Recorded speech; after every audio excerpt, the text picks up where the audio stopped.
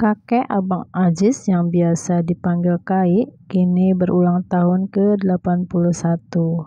Dan inilah momen Bapak Haji Alwi memberikan wejangan kepada seluruh sanak keluarga yang membuat haru pada semua orang yang mendengarkan. Hidup di kalangan yang termiskin di dunia. Kami 12 bersaudara, 8 yang sampai dewasa berkeluarga. Sekarang sisa 7 apa yang dikatakan kepada Didais tadi. Kepada kami yang paling tua, Haji Muhammad Jainuddin, sudah meninggalkan kami. Dia lebih dulu dijemput oleh Allah. Begitu pula ibu kami. Dari tahun 2013 beliau meninggalkan kami. Kami sangat merasa kehilangan. Tapi alhamdulillah Allah menggantikan Ibu Haji yang sudah kami anggap jadi orang tua dan ibu kami, mendampingi ayah kami sudah sekian lama, suka maupun duka. Mohon ibu titip ayahku, titip bapak saya. Saya bercerita sedikit kepada adik-adikku dan ipar-ipar dan kakak ipar saya. Almarhum ibu sewaktu hidup hanya ingin meminta kepada atau menantu-menantunya, tolong anak saya diperhatikan makannya. Beliau tidak minta berlebihan, tolong perhatikan makannya. Karena selagi beliau hidup memelihara kami, lebih baik beliau tidak makan, kepenting anak-anaknya makan. Itu perlu bapak ibu ketahui dan kakak ipar dan adik-adik para, termasuk istri aku. Jadi perlu saya bercerita sedikit tentang pengalaman kami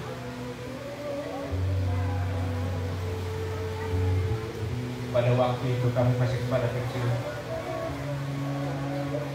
dan perjuangan saya dengan ayahanda itu, dengan kakanda saya. Kalau Haji Jainuddin almarhum begitu lulus SMA, beliau merantau kerja kemana-mana. Begitu pula Haji Jais lulus SD di Dondang, SMP sampai SMA di Samarinda. Yang ada mendampingi kedua orang tua hanya kontak dengan saya. Tahu susahnya orang tua, tahu masalahnya orang tua, bagaimana beban berat yang dipikul oleh orang tua.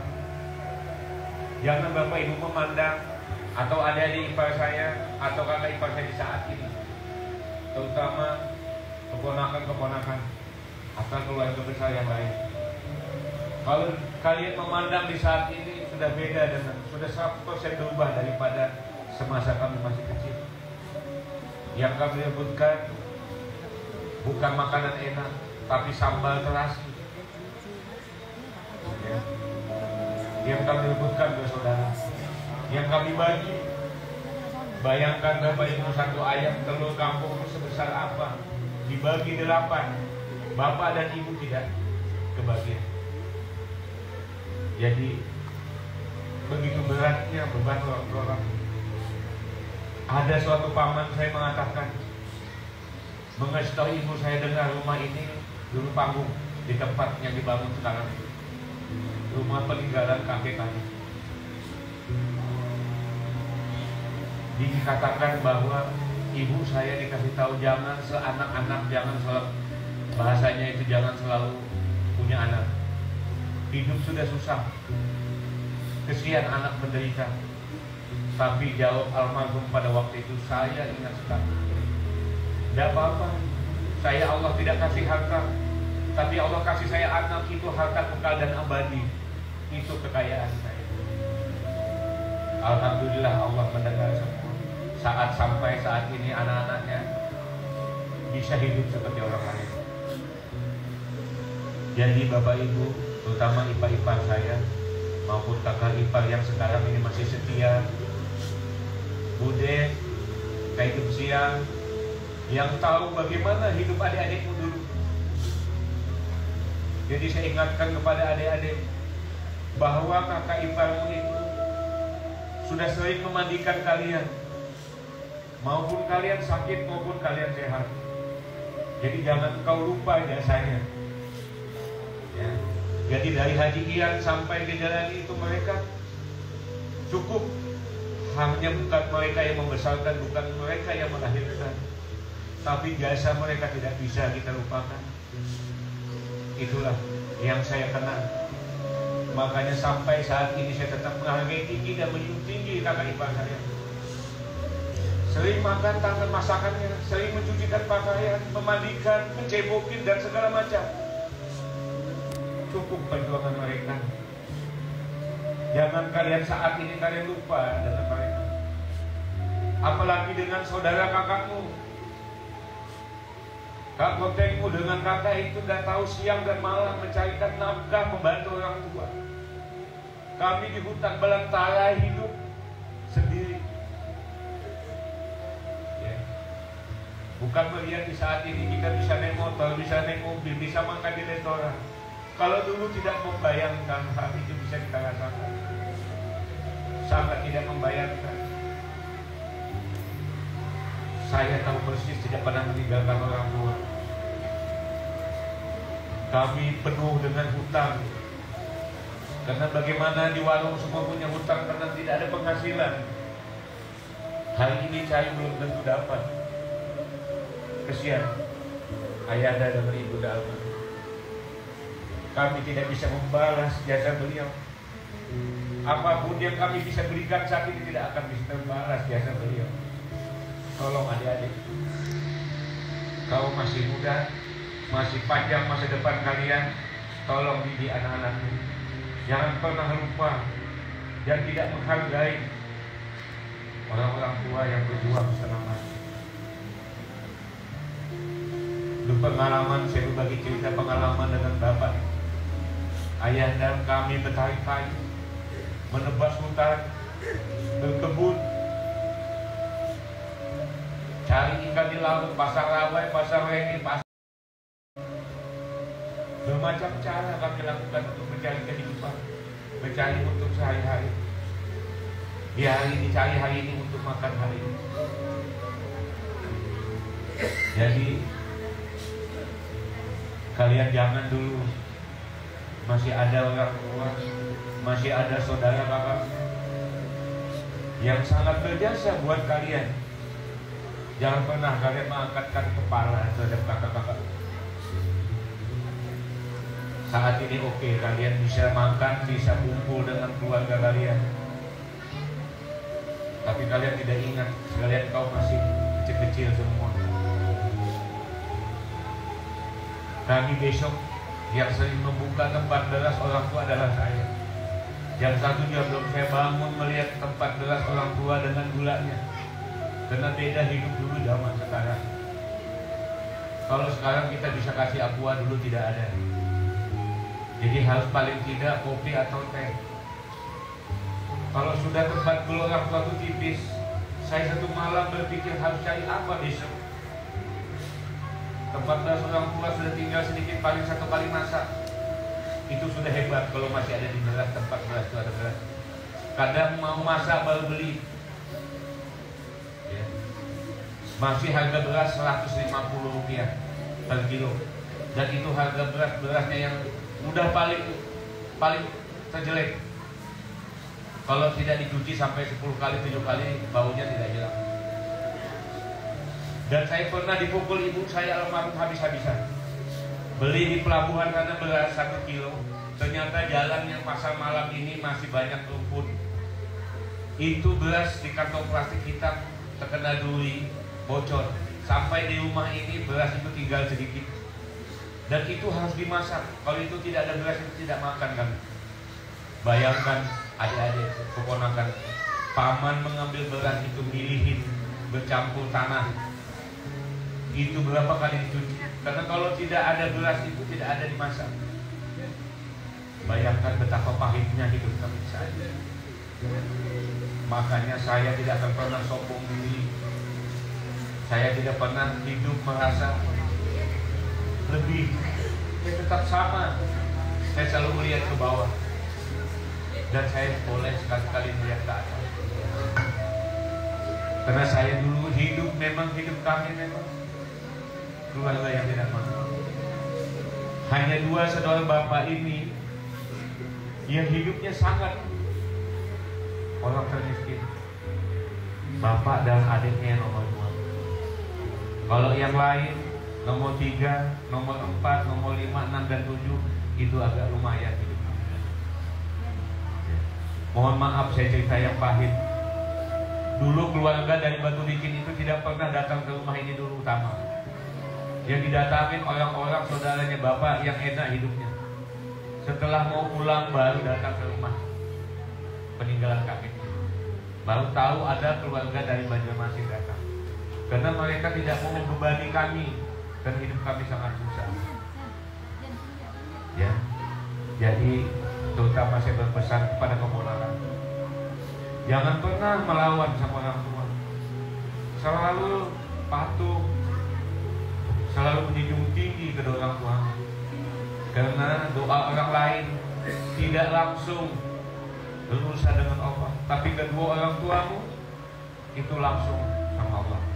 Dan itu doa orang tua sangat kami rasakan di saat ini. Orang tua kami tidak bisa berikan ilmu, tapi hanya bisa berikan doa yang tulus dan ikhlas. Alhamdulillah di saat ini kami bisa hidup seperti orang lain. Sekali lagi terima kasih Ayanda yang saya cintai dan yang saya banggakan. Dan sampai saya selalu bangga sampai menembuskan nafas saya terakhir. Saya juga bangga dengan kakak saya, Pak Barudin. Saya sebut yang paling tua karena sudah tidak ada. Semoga melekat beliau, semoga beliau sangat diterima di sisi Allah Subhanahu Wa Taala. Amin. Saya terima kasih juga terhadap kakak saya yang begitu berjuang buat kami. Tidak gampang beliau ini. Mohon maaf Kak Haji Jaki. Kalau Kak Haji Jaki itu hanya menderita pada waktu sekolah, tapi tentang menderita bagaimana mendukung, membantu orang tua belum. Setelahnya lulus SMP menikah, SMA menikah, hidup sudah lumayan. Tapi kami sama Kak Korteng ini, kadang kami menjalani laut dari sore sampai pagi untuk menghidupi adik-adik kami. Alhamdulillah adik kami juga bisa melanjutkan sekolah sampai seperti saat ini. Makanya adik-adikku yang aku sayangi dan aku cintai, jangan pernah kau berpikir bahwa kakakku tidak berjasa. Kakakku sama mati. Kami sama konten itu menarik kayu, memikul kayu yang tidak wajar saya pikul. Sampai orang ini masih hidup di saat ini. Ikan win akan gana karena kayu yang kau pikul itu tidak sesuai dengan kebadanmu. Ya, tapi alhamdulillah saya masih besar seperti ini. Itulah yang saya katakan peristiwa perjalanan kaki. Kalau saya mau ceritakan 1 minggu dan selesai. Jadi sekarang alhamdulillah, ya Allah, kau berikan kami ridho-Mu. Kami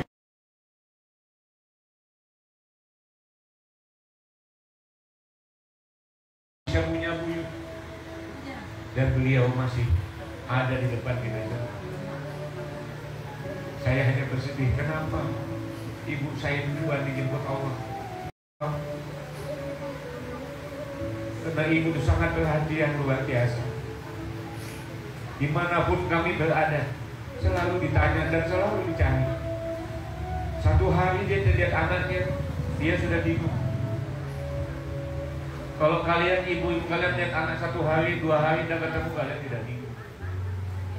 Tapi alhamdulillah ibu kami luar biasa. Dan dia tahu apa kesukaan anaknya, makan anaknya.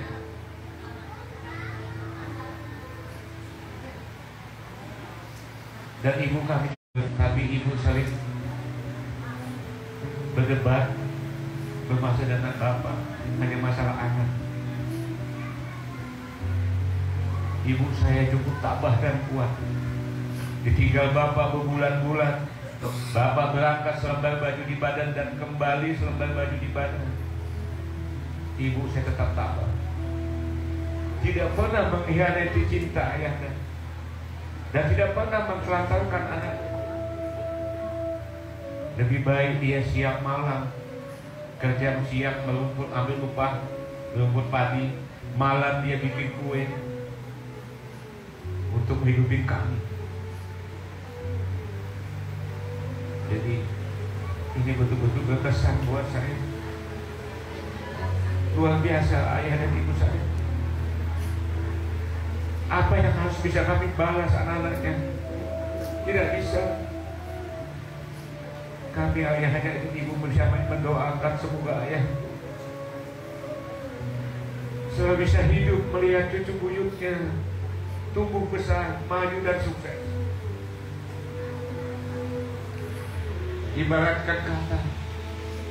Ibaratkan kata seandainya bisa ibu itu dibangunkan kembali, bayar 100 miliar, saya akan beli. Bukan saya sombong, pengen melihat kedua orang tua. Seandainya bapak ini bisa sehat, apa saja berapapun nilainya bisa sehat, saya bikin sehat. Karena saya bisa hidup seperti ini dengan keluarga saya, karena ridho Allah, ridho bapak dan ibu. Tapi apa yang harus saya bisa berbuat? Saya hanya memohon kepada Allah, berikan kesehatan ayah saya, supaya dia bisa melihat kebahagiaan beliau, melihat cucu buyut beliau menjadi makmur dan sukses ke depan.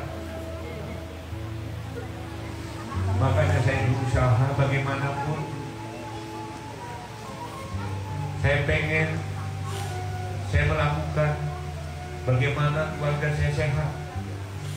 Saya tidak mementingkan, memikirkan biaya berapapun, karena ini penerus yang meneruskan menjaga cucu-cucunya bapak dan mama. Sekali lagi saya berpesan kepada saudaraku, kakak ipar dan adik ipar dan keponakanku, kalian akan tumbuh menjadi keluarga besar.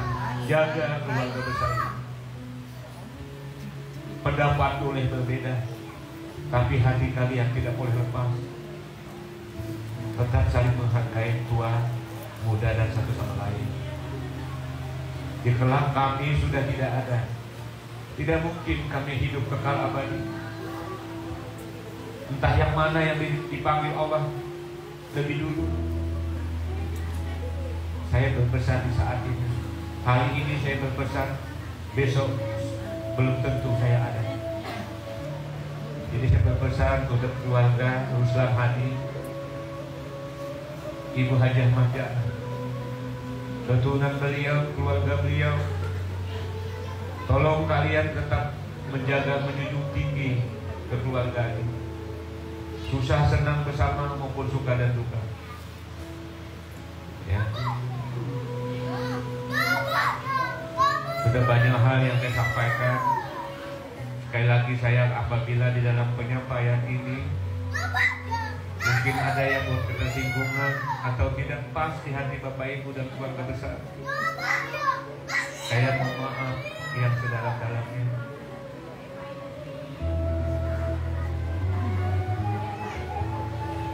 Kita betapa sedih melihat orang tua dengan kakak seperti ini.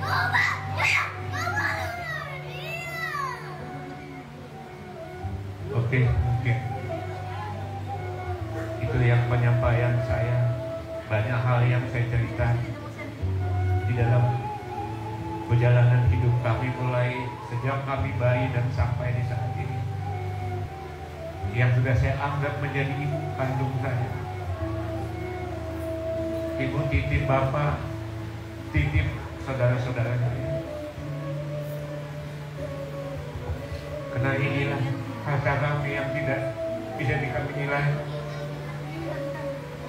Hanya ini satu-satunya yang kami punya, dan tidak bisa ada yang menggantikan posisi ini. Semua semoga anak-anak Bapak bisa sehat dan bisa membimbing, bisa membuat cucu-cucu Bapak dan buyut Bapak bisa menjadi orang yang bermanfaat untuk Bapak. Kenapa kami memang dari Bapak? Bapak ini sangat jiwa sosialnya sangat tinggi. Tidak kenal sama orang, baru ketemu dibawa ke rumah ini tidur. Jadi itulah yang kami ambil hikmah, bahwa Bapak selalu bermurah hati sama orang. Itulah yang pesan untuk keluarga besar.